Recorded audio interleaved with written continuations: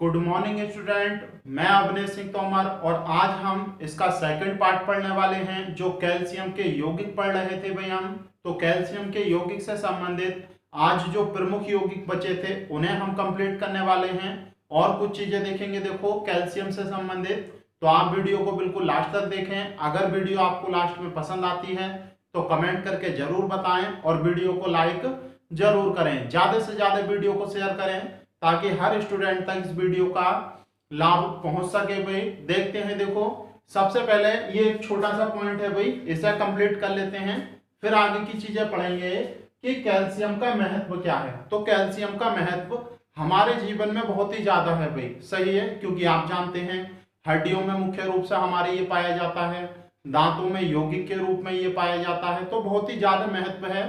लेकिन कुछ फैक्ट हैं जो मैंने यहाँ पर कलेक्ट किए हैं भाई, इनसे संबंधित क्वेश्चन कभी कभी पूछ लिए जाते हैं, तो आप याद रखना। देखो अगर सामान्य मानव यानी कि जो हेल्दी पर्सन होता है एक, अगर उसकी हम बात करें तो उसमें कैल्शियम की जो मात्रा क्वांटिटी होती है वो लगभग 1200 ग्राम होती है। कितनी होती है भाई? 1200 ग्राम। और 1200 ग्राम एक हेल्दी मनुष्य में कैल्शियम पाया जाता है। क्लियर है? तो ये वाली बात आपको याद रखनी है। ये हड्डियों को जोड़कर नहीं है भाई, हड्डियों के अतिरिक्त, तो आप याद रखना। और ये जो मात्रा है इसकी मात्रा हमारे शरीर में प्रतिदिन 200 से 300 मिलीग्राम, ये ग्राम में है और ये किस में है? मिलीग्राम में। तो दोनों बातें याद रखनी है आपको कि 200 से 300 ग्राम, 300 मिलीग्राम दिन में हमारे शरीर में या प्रतिदिन हमारे शरीर में इसकी मात्रा का निर्धारण किया गया है कि इतनी मात्रा अवश्य होनी चाहिए। और याद रखेंगे, देखो हमारे शरीर में जितना भी कैल्शियम है उसका लगभग 99%, उसका लगभग 99% हड्डियों में और दांतों में पाया जाता है। कहाँ पाया जाता है भाई? हड्डियों में और दांतों में पाया जाता है। हड्डियों में तो कैल्शियम कैल्शियम के रूप में ही होता है, लेकिन दांतों में ये एक प्रमुख यौगिक के रूप में होता है जिसे एपेटाइट कहते हैं। किस नाम से जानते हैं भाई? एपेटाइट। और सूत्र आप याद रख सकते हैं तो रख लें भाई, लेकिन कभी भी ये पूछा नहीं जाता, तो और भी याद रख सकते हैं। देखो दांतों में मुख्य रूप से कौन कौन से तत्व होते हैं, तो याद रखना, एक तो कैल्शियम, साथ ही साथ फास्फोरस। जनरली इन दोनों के बारे में ही पूछा जाता है कि हमारे दांतों में मुख्य रूप से कौन कौन से तत्व होते हैं। तो कैल्शियम होता है, साथ ही साथ फास्फोरस होता है और फ्लोराइड भी होता है। तो याद रख सकते हैं भाई, तो इस रूप में दांतों में हमारे ये पाया जाता है। तो ये नाम याद रख लो बस, एपेटाइट। इतना क्लियर है?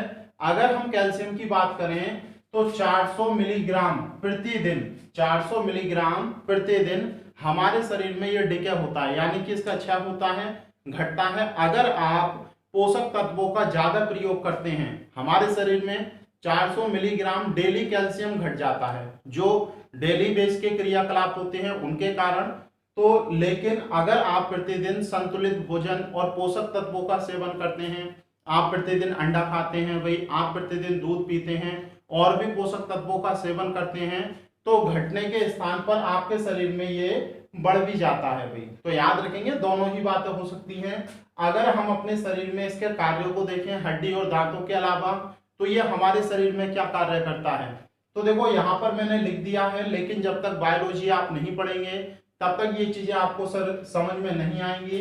जो तंत्रिकीय पेशीय क्रियाएं होती हैं उनमें ये अपनी भूमिका निभाता है। साथ ही साथ जो आंतरिका या आंतरिक तंत्रिका कोशिकाएं होती हैं उनके संचरण में भी ये पार्टिसिपेट करता है भाई। और साथ ही साथ जो कोशिका कला होती है उसकी क्रिया में भी पार्टिसिपेट करता है। और जो रक्त का स्कंदन होता है यानी कि ब्लड कोगुलेशन जो होता है उसमें भी महत्वपूर्ण भूमिका ये निभाता है। तो इनकी डिटेल हम नहीं पढ़ रहे, नहीं तो हम बायोलॉजी में पहुंच जाएंगे भाई और चीजें संतुलित फिर नहीं हो पाएंगी।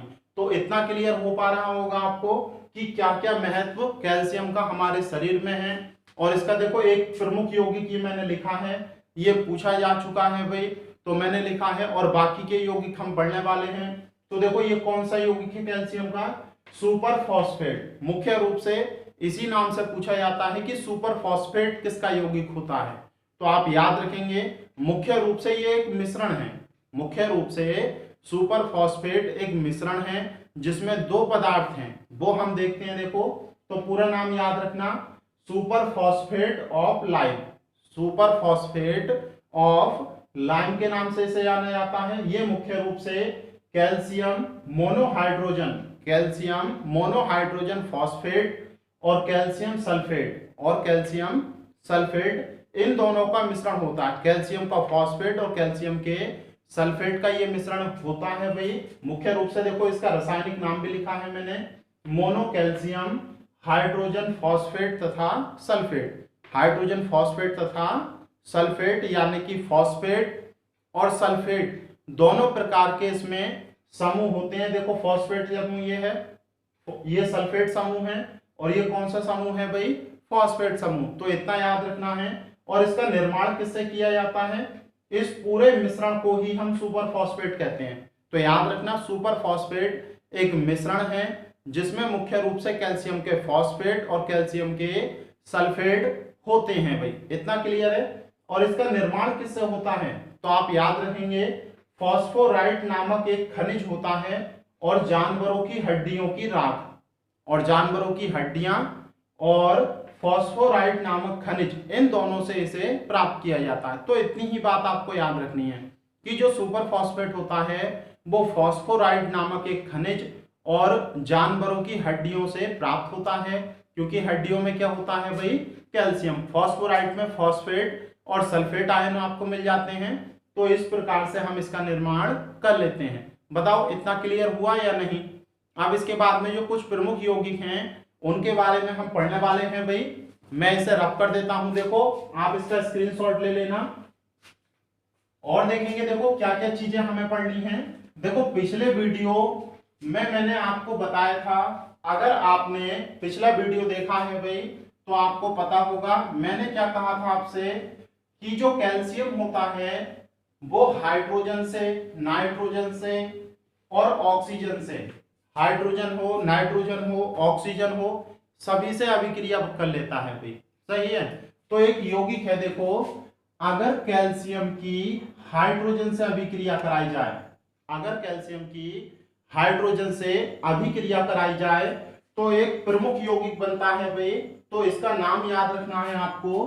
कैल्शियम की जब हाइड्रोजन से अभिक्रिया कराई जाती है तो मुख्य रूप से एक यौगिक बनता है जिसे CaH2, क्या बनेगा भाई, CaH2। आप जानते हैं देखो Ca पर कितना आवेश होता है, Ca+2, और H पर कितना होता है, यहां पर ये माइनस के रूप में होगा। तो देखो क्रॉस मल्टीप्लाई हो जाती है आयनों की, तो क्या बनेगा CaH2। इसे बोलेंगे आप कैल्शियम हाइड्राइड। किस नाम से बोलेंगे, कैल्शियम हाइड्राइड के नाम से बोलेंगे। और इसे एक नाम और दिया जाता है हाइड्रोलिथ। किस नाम से, हाइड्रोलिथ। तो ये लाइन पूछी जा चुकी है देखो, हाइड्रोलिथ मुख्य रूप से किसका यौगिक है, हाइड्रोलिथ मुख्य रूप से किसका यौगिक है, तो किसका यौगिक है भाई, कैल्शियम का। ये बात आपको याद रहेगी। दूसरा देखो एक यौगिक और होता है कैल्शियम फॉस्फेट। क्या होता है भाई, कैल्शियम फॉस्फेट। ये सूत्र है कैल्शियम फॉस्फेट का। ये फॉस्फेट आयन है, मैंने आपको बताया है, नहीं तो आप लिख भी सकते हैं देखो कैल्शियम फॉस्फेट, कैल्शियम फॉस्फेट। ये एक यौगिक है और ये किसका यौगिक है, कैल्शियम का। और ये बहुत ही महत्वपूर्ण यौगिक है क्योंकि आपसे एक क्वेश्चन पूछा जाता है कि जो टूथपेस्ट होता है ब्रश करने के लिए, दांतों को साफ करने के लिए जो टूथपेस्ट यूज करते हैं, तो उस टूथपेस्ट में मुख्य रूप से ये यौगिक होता है। तो आप याद रखेंगे कैल्शियम के यौगिक, कैल्शियम फॉस्फेट का टूथपेस्ट में प्रयोग किया जाता है। तो टूथपेस्ट में मुख्य रूप से कौन सा यौगिक पाया जाता है, कैल्शियम का फॉस्फेट। ये वाली लाइन क्लियर है या नहीं। अगला देखते हैं देखो, एक होता है कैल्शियम कार्बोनेट CaCO3। इसका नाम क्या है भाई, कैल्शियम, आप लिखें कैल्शियम कार्बोनेट। सही है। ये क्या होता है, कैल्शियम कार्बोनेट, और बहुत ही महत्वपूर्ण यौगिक है ये क्या है, बहुत ही महत्वपूर्ण यौगिक है। ये नेचर में डोलोमाइट के रूप में पाया जाता है, मुख्य रूप से डोलोमाइट के रूप में पाया जाता है। और डोलोमाइट का सूत्र क्या होता है भाई, CaCO3.Mg CO3। तो याद रखेंगे डोलोमाइट के रूप में मुख्य रूप से कौन सा यौगिक पाया जाता है, कैल्शियम, यानी कि कैल्शियम कार्बोनेट। और ये मुख्य रूप से कैल्शियम का एक अयस्क भी है और साथ ही साथ ये मैग्नीशियम का भी अयस्क है। तो इस बात को आप याद रखना। मुख्य रूप से जो चूने का पत्थर होता है, जो चूने का पत्थर होता है भाई, उसमें यह पाया जाता है। जो संगमरमर होता है तो संगमरमर में ये पाया जाता है। जो आप चूना देखते हैं भाई, चूने में या फिर चौक में मुख्य रूप से यही पाया जाता है। जो कैल्शियम कार्बोनेट होता है ये मुख्य रूप से चूना हो, चौक हो, इसमें पाया जाता है। और ये एक सफेद रंग का ठोस होता है, सफेद रंग का ठोस होता है, तो याद रखना। और ये जल में घुलनशील नहीं होता है। क्या संगमरमर का पत्थर जल में घुल जाएगा? नहीं डिजोल्व हो सकता भाई। तो याद रखेंगे जल में कैसा होता है, अघुलनशील। कैसा होता है भाई जल में, अघुलनशील। तो ये वाली लाइन याद रखनी है। इसका प्रयोग मुख्य रूप से सीमेंट बनाने में किया जाता है। इसका जो प्रयोग है मुख्य रूप से किसमें किया जाता है भाई, सीमेंट बनाने में। तो याद रखेंगे सीमेंट बनाने में मुख्य रूप से कैल्शियम कार्बोनेट का प्रयोग किया जाता है। साथ ही साथ पेस्ट बनाने में, साथ ही साथ पेस्ट बनाने में, और जो गारा होता है भाई मकान के निर्माण के लिए, उसे बनाने में भी मुख्य रूप से कैल्शियम कार्बोनेट का प्रयोग किया जाता है। इतनी बात क्लियर हो रही है या नहीं? इसके बाद देखो बहुत ही इंपॉर्टेंट चीज आप पढ़ने वाले हैं, बहुत ध्यान से समझना। पिछले वीडियो में अगर आपने नहीं पढ़ा है तो एक बार पढ़ना भाई। पिछले वीडियो में हमने एक यौगिक पढ़ा था CaO। इसे बिना बुझा चूना कहते हैं। क्या कहते हैं भाई, बिना बुझा चूना, या फिर कली चूना के नाम से भी इसे हम जानते हैं। हमने पढ़ा था पिछली वीडियो में। और देखो ये जो होता है, जो आप घरों के ऊपर पुताई या सफेदी करते हैं उसके लिए यही लाया जाता है मार्केट से। जो सफेद सफेद चूना होता है वो यही होता है, याद रखना। लेकिन पुताई अब उस सूखे चूने से नहीं करते, आप उसमें क्या डालते हैं भाई, जल। तो याद रखना दुकानों से लाते हैं हम CaO, और जब हम इसमें जल मिलाते हैं तो ये बनता है CaOH का मॉल्टवाइज। ये होता है कैल्शियम हाइड्रोक्साइड, और इसे बुझा चूना कहते हैं। पिछली वीडियो में आपने पढ़ा भाई इसे क्या कहते हैं, बुझा चूना। और जब आप मकानों पर पुताई करते हैं तब इसी से करते हैं भाई। किससे करते हैं, कैल्शियम हाइड्रोक्साइड से। लेकिन उस समय इतना ज्यादा सफेद नहीं होता, उस समय इतना ज्यादा सफेद नहीं होता है ये। लेकिन 1 या 2 दिन के बाद जो मकानों के ऊपर ये पुताई आपने करी है भाई, पेंट जो करा है सफेद रंग का, तो ये वातावरण से CO2 गैस को अवशोषित कर लेता है। वातावरण से CO2 गैस को अवशोषित कर लेता है, और अवशोषित करने के बाद ये बन जाता है कैल्शियम कार्बोनेट।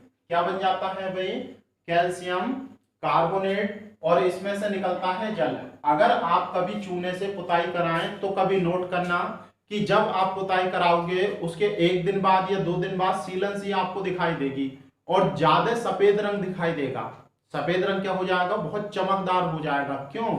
क्योंकि कैल्शियम हाइड्रोक्साइड जो आपने पुताई की है उस पर वो वातावरण से CO2 को ग्रहण करता है और कैल्शियम कार्बोनेट यानी कि चूना पत्थर बना लेता है। क्या बना लेता है, चूना पत्थर या कैल्शियम कार्बोनेट। और उसमें से नमी निकलती हुई दिखाई देगी और वो अब क्या हो जाएगा, ज्यादा सफेद। और यही सफेदी होती है, यही क्या होती है भाई, सफेदी करने के लिए लाइए, सफेदी करने के लिए लाइए।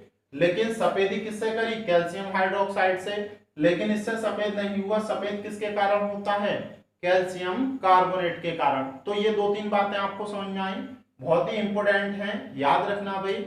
इसके बाद में देखो अगला यौगिक हम देखते हैं मुख्य रूप से।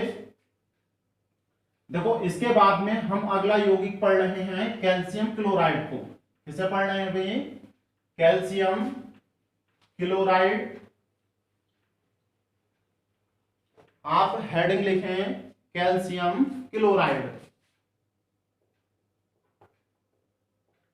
कैल्शियम क्लोराइड देखेंगे, देखो कैल्शियम क्लोराइड का सूत्र होता है CaCl2। कैल्शियम क्लोराइड का सूत्र होता है CaCl2। और याद रखेंगे ये समुद्र में आंशिक रूप में पाया जाता है। समुद्र में आंशिक रूप में पाया जाता है। तो थोड़ा सा याद रखेंगे, समुद्र में मुख्य रूप से कैल्शियम क्लोराइड के रूप में ही पाया जाता है। किस रूप में पाया जाता है भाई? कैल्शियम क्लोराइड के रूप में। और ये रंगहीन होता है, बिल्कुल कैसा होता है? रंगहीन, रवेदार होता है। बिल्कुल कैसा होता है? रंगहीन, रवेदार। और ये जल को अवशोषित कर लेता है, जल को अवशोषित कर लेता है। और अवशोषित करने के कारण ही जल अवशोषक के रूप में इसका प्रयोग किया जाता है। किसके रूप में? जल अवशोषक के रूप में इसका प्रयोग किया जाता है। तो आप याद रखेंगे भाई। और साथ ही साथ हिम मिश्रण, इसमें हिम मिश्रण में भी इसका प्रयोग होता है। किसमें होता है भाई? हिम मिश्रण में भी इसका प्रयोग होता है। तो आप याद रखेंगे ये एक दो बातें इससे संबंधित। अगला देखो, हम बहुत ही मोस्ट इंपोर्टेंट यौगिक पढ़ने वाले हैं भाई, जिप्सम। किसे पढ़ने वाले हैं? जिप्सम। तो हेडिंग लिख लें बड़ा बड़ा, जिप्सम। क्वेश्चन पूछा जाता है कि जिप्सम का रासायनिक सूत्र क्या होता है। तो याद रखेंगे जिप्सम का सूत्र होता है कैल्शियम सल्फेट डाइहाइड्रेट। तो ये जिप्सम का सूत्र है। वास्तव में जिप्सम क्या होता है? कैल्शियम सल्फेट होता है। रासायनिक नाम क्या है इसका? Calcium sulphate. तो याद रखेंगे डाइहाइड्रेट, और लिखते हैं इसे डाइहाइड्रेट। तो याद रखेंगे कैल्शियम सल्फेट डाइहाइड्रेट को ही क्या कहते हैं? जिप्सम कहते हैं। ये कैल्शियम का एक सल्फेट है। और मुख्य रूप से हम इसे जानते क्यों हैं भाई? तो इसी से प्लास्टर ऑफ पेरिस बनता है। इसी से प्लास्टर ऑफ पेरिस बनता है। और साथ ही साथ जो अमोनियम फॉस्फेट होता है, ammonium phosphate, sulphate, ammonium sulphate जो होता है उसके निर्माण में भी इसी का प्रयोग होता है। ये एक उर्वरक है। क्या है भाई? उर्वरक, फर्टिलाइजर।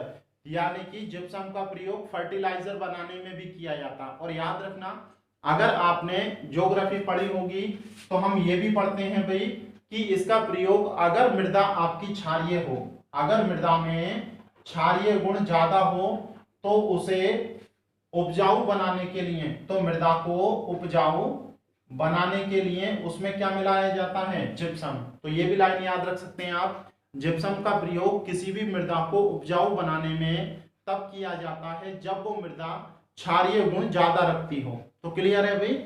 ये और देख लेते हैं। देखो प्लास्टर ऑफ पेरिस क्या होता है? प्लास्टर ऑफ पेरिस में यहां पर जल के अणु आधा होता है, बस केवल कितना होता है? आधा। तो आप लिख सकते हैं CaSO4 डॉट हाफ H2O। तो इसका नाम होता है calcium sulphate hemihydrate. Calcium sulphate, इतना तो यहीं से लिख दें भाई, कैल्शियम सल्फेट हेमीहाइड्रेट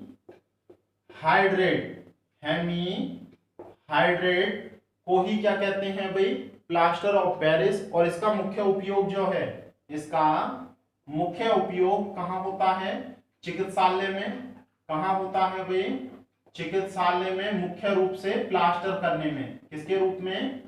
आपने देखा होगा जब हाथ पैर टूट जाते हैं तो सफेद कलर का एक प्लास्टर होता है, सफेद कलर का एक प्लास्टर होता है जिसे पक्का प्लास्टर कहते हैं। तो उस प्लास्टर को करने में इसी का प्रयोग होता है। और साथ ही साथ जो मूर्तियों के सांचे बनते हैं, जो मूर्तियों के सांचे बनते हैं, उनके बनाने में भी मुख्य रूप से किसका प्रयोग होता है? प्लास्टर ऑफ पेरिस का प्रयोग होता है। तो याद रखना, प्लास्टर ऑफ पेरिस किससे बनाई जाती है? मुख्य रूप से जिप्सम से। एक लाइन और याद रखना, देखो अगर इसमें 2 से मल्टीप्लाई कर दी जाए, इसमें 2 से मल्टीप्लाई कर दी जाए तो क्या आएगा आपका निकल कर? 2CaSO4 dot H2O।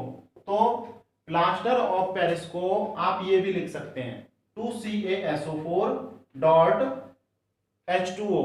2CaSO4 dot H2O, इस तरह से भी आप लिख सकते हैं। क्लियर है भाई? तो ध्यान रखना थोड़ा सा इसे। इसके बाद देखो अगला यौगिक हम पढ़ने वाले हैं। अगला मुख्य रूप से कैल्शियम कार्बाइड। अगला यौगिक है आपका कैल्शियम कार्बाइड। देखो कैल्शियम कार्बाइड क्या होता है भाई, बहुत ध्यान से समझेंगे। अगला हेडिंग लिखें कैल्शियम कार्बाइड क्या होता है भाई, बहुत ध्यान से देखेंगे। इसका रासायनिक सूत्र होता है CaC2। क्या होता है केमिकल फॉर्मूला? CaC2। और इसे केवल एक कारण से हमें पढ़ना पड़ता है, क्योंकि जब इसका जल अपघटन हम कराते हैं, जब इसका जल अपघटन कराते हैं तो एसिटिलीन गैस बनती है। कौन सी? एसिटिलीन। एसिटिलीन गैस बनती है। सही है भाई? और बाकी का आपका क्या बन जाएगा? बाकी का आपका कैल्शियम हाइड्रोक्साइड बनेगा। तो ये यौगिक बनता है। सही है? और ये जो एसिटिलीन गैस है, इसी का प्रयोग फलों को पकाने में होता है। किसको? फलों को पकाने में। तो देखो मैं आपको बिल्कुल बेसिक तरीके से बताता हूं।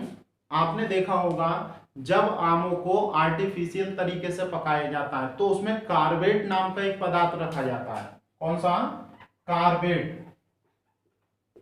ये नाम तो जरूर सुना होगा भाई। कार्बेट दुकानों पर मिलता है, उसे आमों के बीच में रख दो तो आम क्या हो जाते हैं भाई? पक जाते हैं।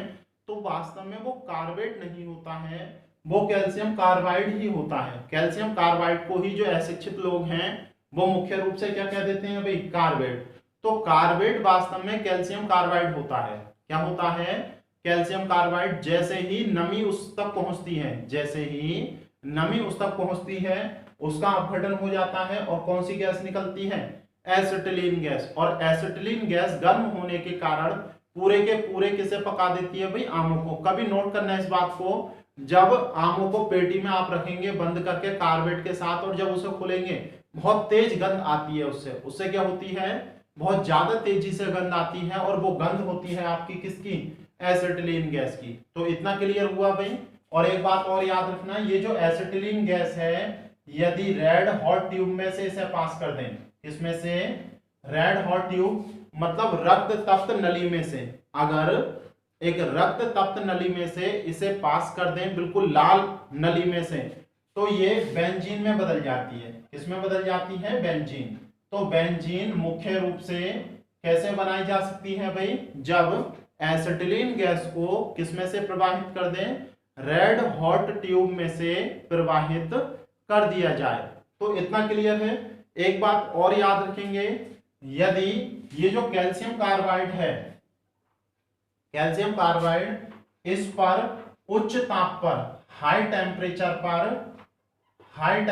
पर अगर नाइट्रोजन गैस प्रवाहित कर दी जाए, अगर कैल्शियम कार्बाइड पर हाई टेम्परेचर लगभग 1200 डिग्री सेंटीग्रेड, लगभग कितना? 1200 डिग्री सेंटीग्रेड पर नाइट्रोजन गैस प्रवाहित कर दी जाए तो कैल्शियम साइनेमाइड बनता है, CaCN2। इसे बोलते हैं कैल्शियम साइनेमाइड। तो याद रखना कैल्शियम साइनेमाइड CaCN2 होता है। और इसका एक नाम और है नाइट्रोलियम। किस नाम से जानते हैं भाई? नाइट्रोलियम। तो आपको याद रखना है नाइट्रोलियम मुख्य रूप से कैल्शियम साइनेमाइड को कहते हैं, जिसका निर्माण जब कैल्शियम कार्बाइड पर नाइट्रोजन गैस उच्च ताप पर प्रवाहित की जाती है तब होता है। सही है? और ये क्यों प्रमुख है? क्योंकि इसका उपयोग उर्वरक के निर्माण में होता है। किसके? उर्वरक यानी कि फर्टिलाइजर के निर्माण में होता है, और खुद ये एक प्रकार का फर्टिलाइजर भी होता है। क्लियर है भाई? तो ये एक दो बातें आपको याद रखनी है। इसके बाद देखो एक छोटा सा यौगिक और रह गया है आपका, जिसे ब्रंजक चूर्ण कहते हैं। आप किस नाम से जानते हैं भाई? ब्रंजक चूर्ण।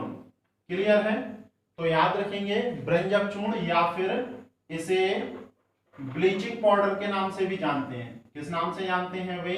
ब्लीचिंग पाउडर के नाम से भी जानते हैं। तो याद रखना ब्लीचिंग पाउडर या ब्रंजक चूर्ण, इसका मतलब एक ही होता है, और इसका रासायनिक सूत्र होता है CaOCl2। क्या होता है? CaOCl2।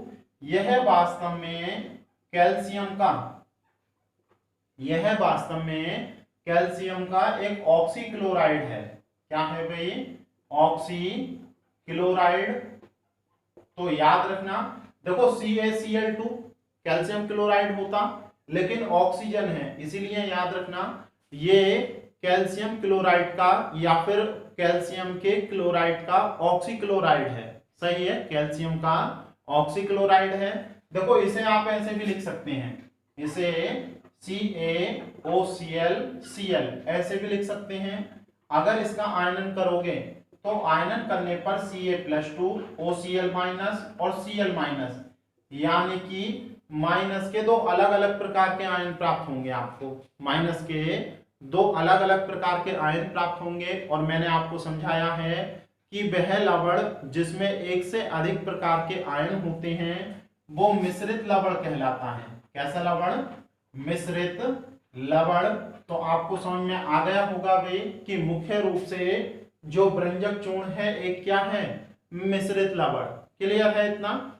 और इससे संबंधित देखो और भी बहुत सारी चीजें हमें देखनी है। जैसे आपको याद रखना है ये जो ब्लीचिंग पाउडर है यह मुख्य रूप से सफेद रंग का चूर्ण होता है। क्या होता है? एक सफेद रंग का चूर्ण होता है। और मुख्य रूप से इसमें से क्लोरीन गैस की गंध आती रहती है। किसकी? क्लोरीन गैस की गंध आती रहती है ब्लीचिंग पाउडर में से। क्यों? क्योंकि आपको खुद दिखाई दे रहा है कि इसमें पूरी की पूरी क्लोरीन गैस ऐसे ही रखी हुई है भाई। सही है, तो याद रखना। और ये एक बहुत ही अस्थायी यौगिक है। कैसा है भाई? अस्थायी यौगिक शीघ्रता से अपघटित हो जाता है और अपघटित होने पर क्या बनाता है? बुझा हुआ चूना और क्लोरीन गैस। इसका निर्माण कैसे होता है? तो याद रखना, देखो मैं इसे रब कर देता हूं फिर आगे का पढ़ते हैं। देखो अगर इसके निर्माण की बात करें तो इसका निर्माण औद्योगिक स्तर पर दो विधियों से होता है। इसका निर्माण औद्योगिक स्तर पर दो विधियों से होता है। तो आप लिख सकते हैं औद्योगिक स्तर पर दो विधियों से, एक तो हेजन-क्लेवर विधि। तो याद रखना ये भी पूछा जाता है कि हेजन-क्लेवर विधि किसके निर्माण की विधि है? तो ब्रंजक चूर्ण के। सही है। और दूसरा बैचमैन विधि। और दूसरी कौन सी है भाई? बैचमैन विधि। तो याद रखना हेजन-क्लेवर विधि और बैचमैन विधि दोनों से ब्लीचिंग पाउडर ही बनाया जाता है। क्लियर है? और निर्माण कैसे होता है इसका? तो याद रखेंगे जो आपका कैल्शियम हाइड्रोक्साइड होता है, शुष्क कैल्शियम हाइड्रोक्साइड यानी कि शुष्क बुझे हुए चूने पर यदि क्लोरीन गैस प्रवाहित कर दें, कौन सी गैस? क्लोरीन गैस, तो बनता है CaOCl2 और H2O। ये यौगिक बनते हैं भाई। तो ब्लीचिंग पाउडर का निर्माण कैल्शियम हाइड्रोक्साइड में क्लोरीन गैस प्रवाहित करके किया जाता है। और कई बार ये क्वेश्चन पूछा गया है कि क्या होता है जब क्लोरीन गैस को ब्लीचिंग पाउडर में प्रवाहित किया जाता, सॉरी आपका कैल्शियम हाइड्रोक्साइड में प्रवाहित किया जाता है। तो याद रहेगा भाई। और एक बात और याद रखना, ये जो ब्लीचिंग पाउडर है ब्रंजक का कार्य करता है। ब्रंजक का मतलब मैंने बताया था रंग उड़ाने के रूप में, रंग को उड़ाने के रूप में इसका प्रयोग किया जाता है। और किस किस का रंग उड़ा सकता है? ये किसी भी कागज का रंग उड़ा सकता है, किसी भी कपड़े का रंग उड़ा सकता है। तो कपड़े को रंगहीन करने में, कागज को रंगहीन करने में मुख्य रूप से किसका प्रयोग होता है? इसी का प्रयोग होता है। तो आप याद रख सकते हैं भाई इसे। अगला देखेंगे, देखो यह एक कीटनाशक के रूप में भी प्रयोग में लाया जाता है भाई। और साथ ही साथ जल को संक्रामक रहित बनाने में भी इसका प्रयोग होता है। तो यही कुछ प्रमुख यौगिक थे जो हमें पढ़ने थे भाई। और अगर आपको ये वीडियो पसंद आई हो तो लाइक जरूर करें और ज्यादा से ज्यादा शेयर करें। धन्यवाद।